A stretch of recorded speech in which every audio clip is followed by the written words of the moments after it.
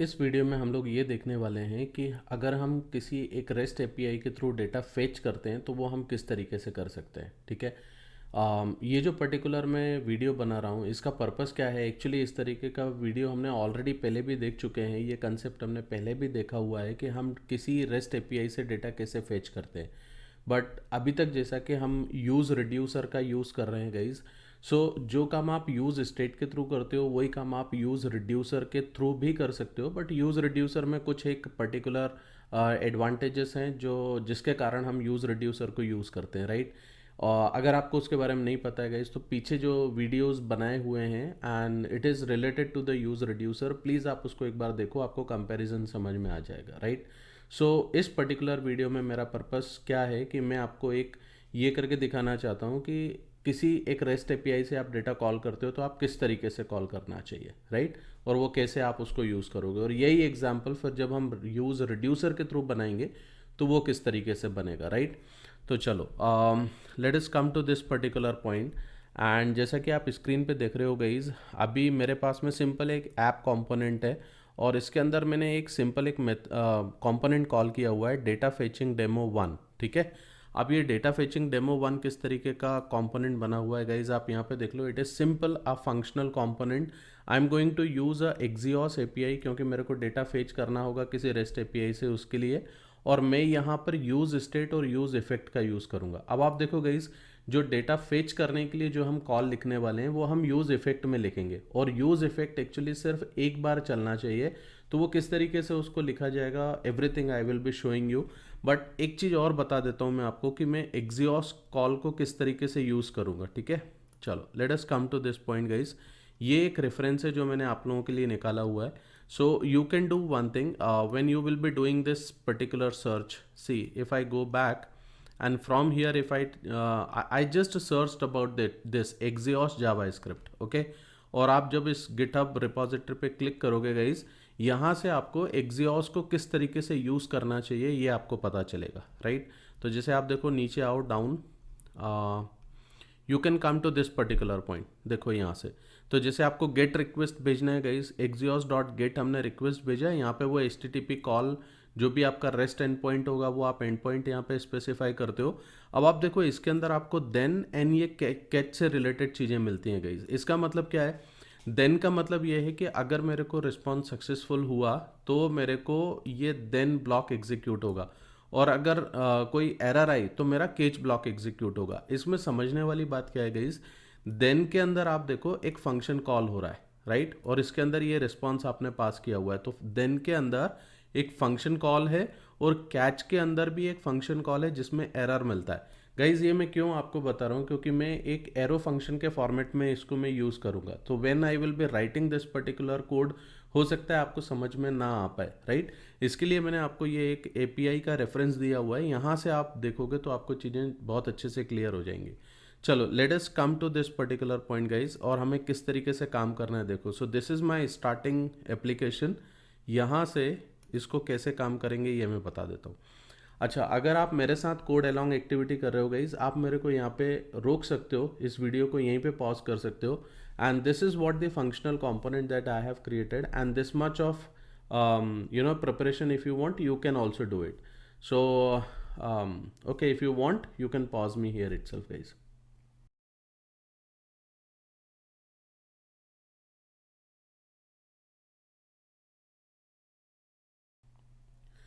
I hope guys आप लोगों ने भी ये लिख लिया होगा। चलो इसके आगे देखते हैं कैसे काम करना है। देखिए, we have a functional component, right. अब मुझे इसमें क्या करना है, use state and use effect का मैं यूज़ करूँगा।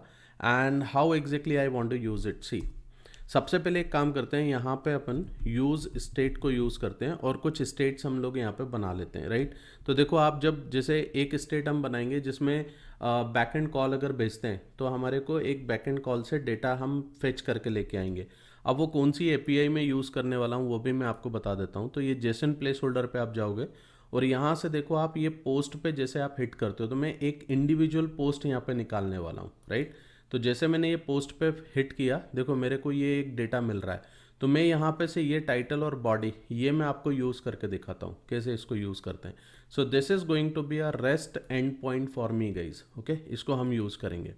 चलो, तो यहाँ पे मेरे को सबसे पहले क्या करना है, देखो आप जैसे एक ऑब्जेक्ट लोगे, राइट, वहाँ से आपको एक ऑब्जेक्ट मिलेगा और इस ऑब्जेक्ट का नाम अपन ने रख दिया कांस्टेंट, और ये मेरे पास में एक पोस्ट है।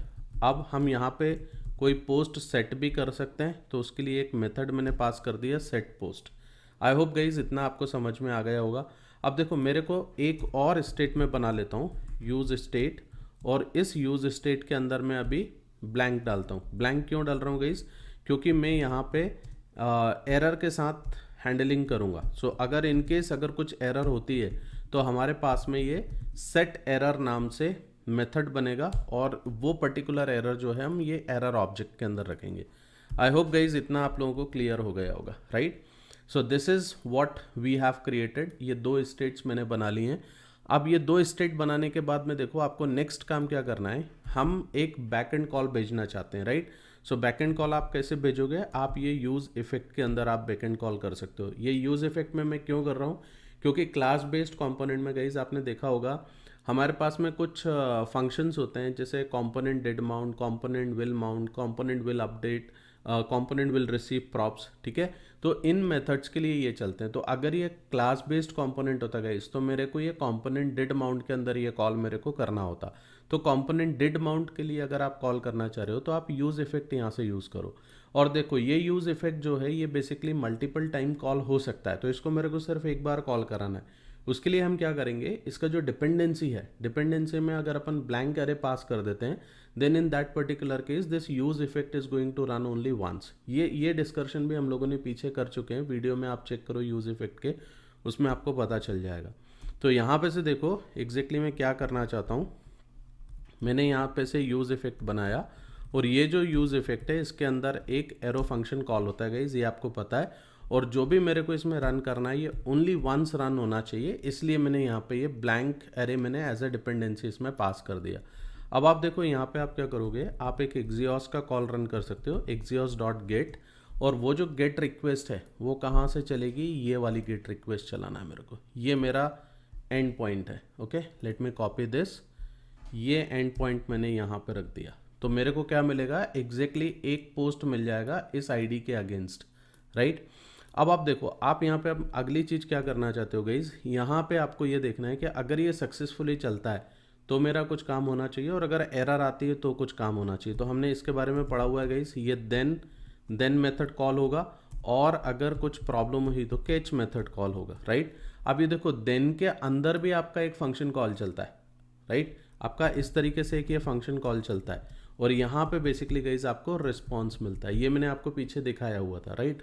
अब आप देखो मैं यहाँ पे क्या करने वाला हूँ, मैं इसके अंदर इसको इस तरीके से नहीं लिखूँगा, मैं थोड़ा सा इसको चेंज करने वाला हूँ गाइस। देखो यहाँ पे मेरे को रिस्पॉन्स तो मिल रहा है, अब इस रिस्पॉन्स में मैंने इसको एरो फंक्शन बना दिया, ठीक है।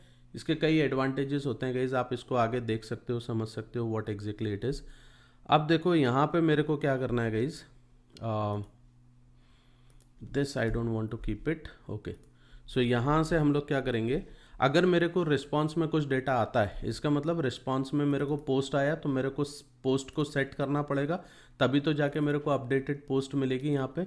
तो हम एक काम कर सकते हैं, सेट पोस्ट, ये मेथड हमने कॉल किया, और आप देखो सेट पोस्ट में आप क्या करोगे, रिस्पॉन्स डॉट डेटा। तो ये रिस्पॉन्स डॉट डेटा में आपको एक ऑब्जेक्ट मिल रहा है, वो ऑब्जेक्ट आपका पोस्ट के अंदर सेट हो गया, और ये यहाँ पे ऑब्जेक्ट है। This is what I think you guys have would understood, right. चलो अब इसके आगे हमें क्या करना है, जैसे पोस्ट सेट हो गया, अब अगर एरर के अंदर पहले से कुछ एरर होगी तो हमें वो एरर को भी तो ब्लैंक करना पड़ेगा। सो सेट एरर करके अपन इसको ब्लैंक कर देते हैं अभी, राइट। आई होप इतना आपको समझ में आ गया होगा। इसी तरीके से देखो कैच के अंदर भी आपको एरर मिलती है गाइज, ये एरर अपन ने पकड़ा, and this is also I am creating as an arrow function. क्यों ऐसा कर रहे हैं वो आपको सब ये बेसिक चीज़ें गाइज समझ में आ रहा होगा, राइट। अब यहाँ पे से देखो, यहाँ पे मेरे को क्या करना है, अगर एरर आती है तो मेरे को पोस्ट में क्या करना है, पोस्ट में आपको एक ब्लैंक ऑब्जेक्ट सेट कर देना है, और अगर एरर आती है तो आपको सेट एरर आएगी बेसिकली इस केस में, इसीलिए तो हम एरर को सेट करेंगे। तो यहाँ पे देखो मैंने ऐसा कुछ लिख दिया, समथिंग वेंट रॉन्ग, ठीक है। आप इस तरीके से आप इसको लिख सकते हो, समथिंग वेंट रॉन्ग।